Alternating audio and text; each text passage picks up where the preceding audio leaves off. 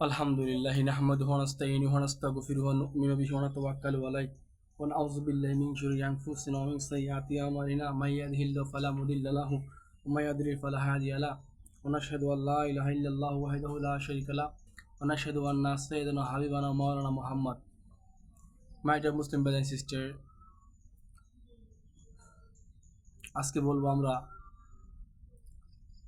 কোন কাজ করলে আল্লাহ তাআলা নারাজ হয় এবং কোন আমল করলে আল্লাহ তাআলা সবচেয়ে বেশি খুশি হয়।